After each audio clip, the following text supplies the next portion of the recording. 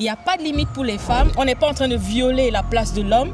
On est en train de prendre notre place. Qu'est-ce que j'ai en moi qui peut m'aider à attirer en fait ces ressources pour aider les autres? On s'est cassé la figure, mais on s'est formé après. C'est pour ça que je dis qu'il faut se former.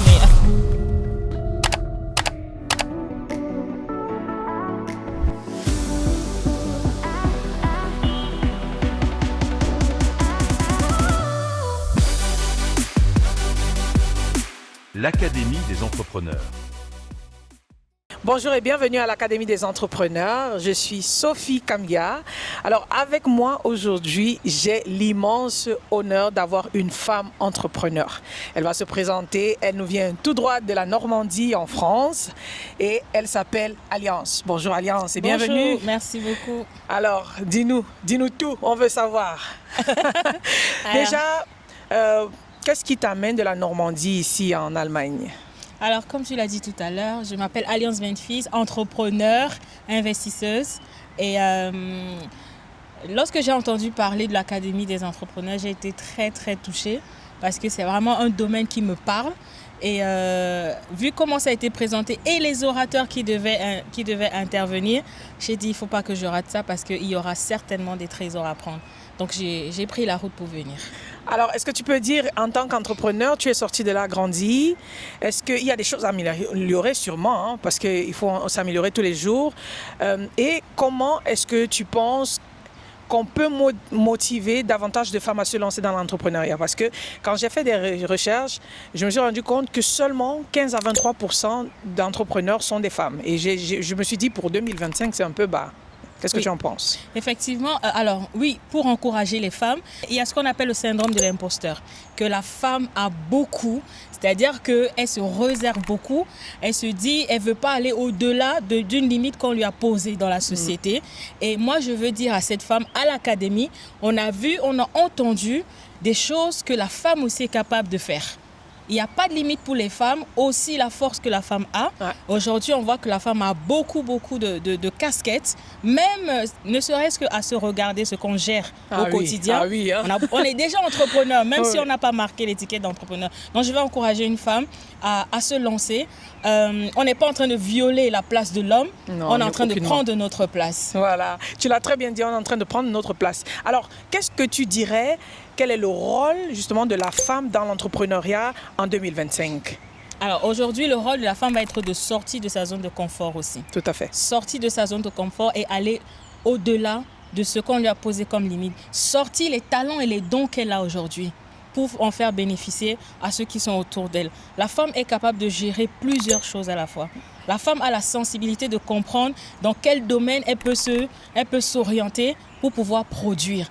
Alors, je pense que la femme aujourd'hui doit lever la tête et aider toutes celles-là qui aujourd'hui croient qu'elles ne sont pas capables. Entreprends, tu as tellement de choses en toi, tu as tellement de capacités en toi que je dis, il y a une idée qui est en train de briller dans ton esprit depuis très longtemps. Il y a des gens qui sont en train d'attendre ça. Donc, je vais dire à la femme, fais quelque chose pour que ces personnes ne manquent pas de ce que tu as en toi. Voilà. Maman Alliance l'a très bien dit, n'est-ce pas? Toi, femme, ne reste pas dans ta zone de confort, sors et commence, entreprends. Alors, Alliance entrepreneur, ça n'a pas commencé comme ça. Tu viens bien de quelque part. Ah oui. Est-ce que tu peux nous relater en quelques phrases comme ça? C'est comment a été ton parcours? Qu'est-ce qui t'a conditionné? Est-ce que c'est quelque chose que tu as dû apprendre ou bien tu as grandi dedans? Alors, je n'ai pas grandi forcément dedans. Et j'ai grandi un peu nous tous hein, dans une famille, voilà. Et en grandissant, effectivement, comme je te le disais tout à l'heure, mon désir a toujours été de pouvoir venir en aide aux autres. Ce que beaucoup aussi ont besoin. Et je me suis sentie à un moment donné limitée. Limitée parce que je ne pouvais pas aller et aider au-delà du petit que j'avais. Alors je me suis posé la question, mais comment faire pour pouvoir aller au-delà et répondre à ce besoin de ceux qui sont en face de moi? Alors l'entrepreneuriat est venu comme à la rescousse en disant qu'est-ce que j'ai? Qu'est-ce que j'ai en moi qui peut m'aider à attirer en fait ces ressources pour aider les autres? Et c'est comme ça qu'on s'est lancé. C'est pas qu'on connaissait, mais on s'est lancé. On s'est cassé la figure, mais on s'est formé après. C'est pour ça que je dis qu'il faut se former. On s'est formé et aujourd'hui, on n'a pas de limite à se dire, on a commencé dans l'immobilier, on continue aussi dans la vente en ligne. Mais il y a encore tellement d'autres ressources qu'on est en train de se dire il faut au moins 20 sources, 20 autres possibilités de pouvoir avoir de l'argent pour aider les autres. Notre objectif n'est pas entreprendre pour soi-même, mais pouvoir entreprendre pour gagner et pour être le relais pour quelqu'un d'autre. Donc voilà, donc je me suis formée. Je continue de me former. D'ailleurs, c'est pour ça que je suis à l'Académie des entrepreneurs, parce qu'il y a tellement de choses à apprendre. Oui. Et nous continuons de nous former pour apprendre encore comment est-ce qu'on peut avoir d'autres possibilités, d'autres ressources, etc. pour pouvoir enfin remplir ce rêve. Parce qu'on a tous un rêve de pouvoir subvenir, pas au monde entier, mais à ceux où c'est possible. Voilà. On ne peut pas être le sauveur du monde. Je crois que Jésus a déjà sauvé le monde entier. Mais notre responsabilité est d'aider quelqu'un autour de soi. Alors, une des choses que tu as dit, c'est vraiment pouvoir être une solution pour la société. Hier, pendant l'académie, pendant la masterclass, on nous a parlé de l'entrepreneurship social. Tout à fait. Alors, est-ce que tu te décrirais comme une entrepreneuse ou une entrepreneur sociale? Totalement. Parce que la particularité, effectivement, de l'entrepreneur social, c'est qu'il n'amasse pas l'argent pour amasser l'argent et pour son propre confort. C'est pour pouvoir répondre aux besoins de la société, d'une personne, de deux personnes, d'une famille, d'une autre entreprise, et pour que cela également soit le relais pour également répondre à d'autres besoins. Donc moi, je me totalement, et je me dis même que j'ai enfin trouvé la justification de m'appeler entrepreneur social. Parce qu'avant, je me disais, parce qu'on ne trouve pas ça beaucoup. Parce que même quand on fait les business plans, etc., il n'y a pas de business plan social. C'est vrai, ça c'est vrai. Il n'y a pas, c'est écrit business plan. Et je me souviens quand on faisait le business plan pour le complexe qu'on veut faire, j'avais tendance à mettre business plan social, mais les gens ne comprenaient pas. Mais aujourd'hui, c'est sans aucun doute. Je suis entrepreneur social. Voilà, on l'a compris, n'est-ce pas? Entrepreneur social, c'est-à-dire pour ne pas seulement amasser des gains pour soi, pour son petit confort, pour sa famille, mais pour résoudre un problème de la société. Alors, revenons-en, tu as parlé d'un complexe social. Je sais que tout à l'heure, tu as dit « on ». Déjà, définis le « on ». Parce qu'on mariez-moi. Voilà. Voilà, parce qu'on aime bien dire derrière un grand homme se cache une grande femme. J'aime plutôt dire à côté d'un homme se trouve, pas se cache, parce que vous n'êtes pas caché. On voit l'équipe qui fonctionne très bien, dynamique et tout, et on voit surtout l'avancée des projets. Alors, revenons à ce complexe que vous êtes en train d'établir. Parle-nous un peu de la vision, de ce que vous faites, et surtout du gala qui sera le 22 novembre. Ok, voilà. Merci Sophie de me donner l'opportunité d'en parler. Donc effectivement, on a une association qui s'occupe des enfants, des orphelins, des enfants handicapés, pour leur donner la possibilité ou la chance, comme on le dit souvent dans le monde, de pouvoir s'éduquer, se former et s'insérer dans la société. Wow. Et donc ça, c'est les 3 piliers qui sont notre moteur dans cette association. Et pour pouvoir relever ce défi, donc nous avons comme vision cible d'ouvrir un complexe scolaire, un complexe de formation dans lequel on aura une partie qui va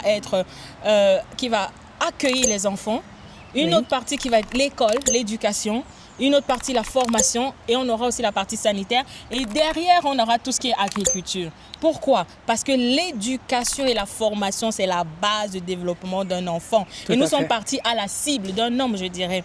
Et donc, c'est vraiment cet objectif que nous avons à la fin.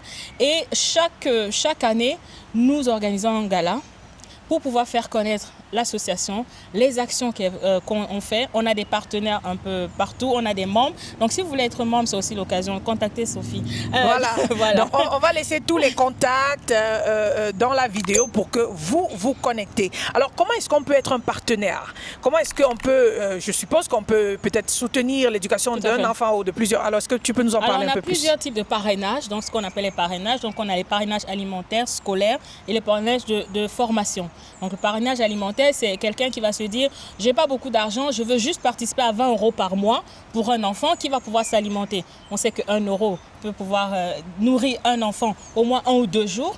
Donc, ce parrainage, n'importe qui peut le faire. Il y a l'adresse mail qui va s'afficher ou les coordonnées. Oui. Le parrainage scolaire, nous, on parraine des enfants de 3 ans à 17 ans. Aujourd'hui, on a des enfants, par exemple, qui ont eu le baccalauréat, le probatoire, à cause des parrains, à cause d'une personne qui s'est levée, qui a dit « je veux parrainer une année, donc payer payer la formation de l'enfant, l'année scolaire de l'enfant, qui va de 200 à 500 € l'année.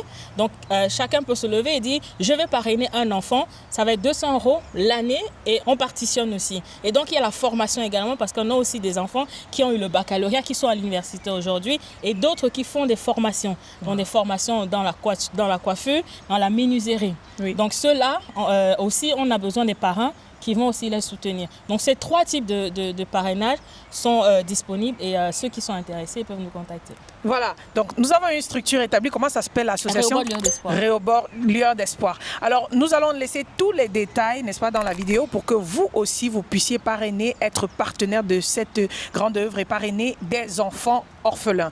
Alors, comment on fait pour devenir entrepreneur social? Parce que, voilà, ça a bien commencé quelque part. Oui.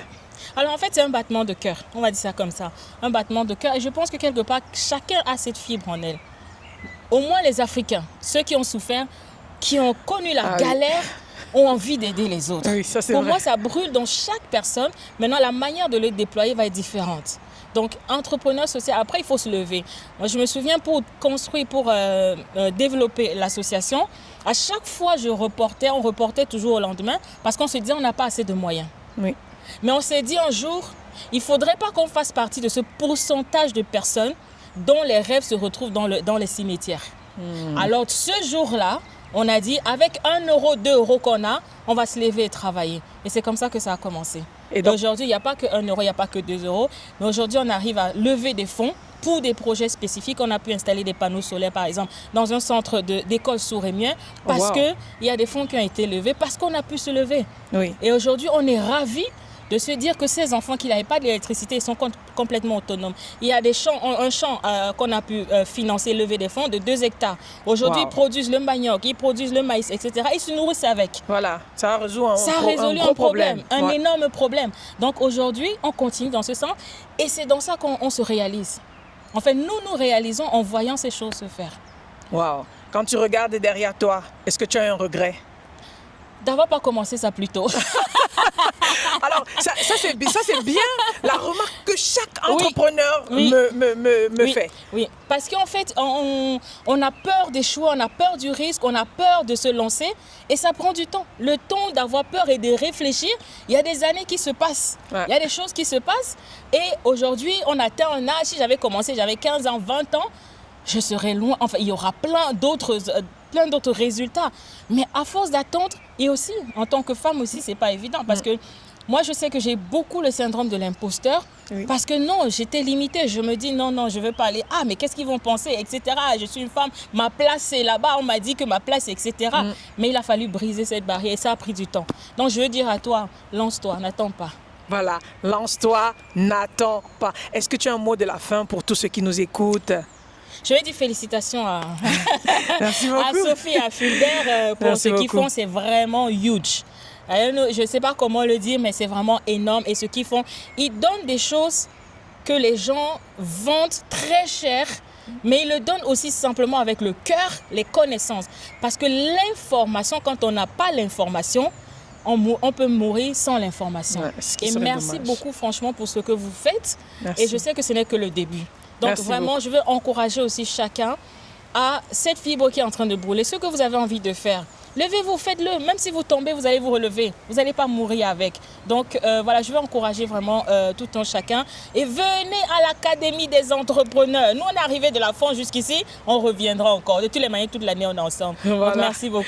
Merci beaucoup. Alors, c'est sur beau mot de Merci. fin. Je vous encourage, n'est-ce pas, à être des entrepreneurs, mais Yes. aussi à être des entrepreneurs sociaux. Nous serons le 22 novembre Yes. avec Rehoboth Lueur Ah oui, d'Espoir c'est à ça. Paris. Ah. Nous allons laisser toutes les informations dans la vidéo. Vous aussi, vous pouvez changer la vie d'une personne à la fois. Commencez par cet enfant qui a besoin de parrainage. Allez, ciao. Ciao. Merci.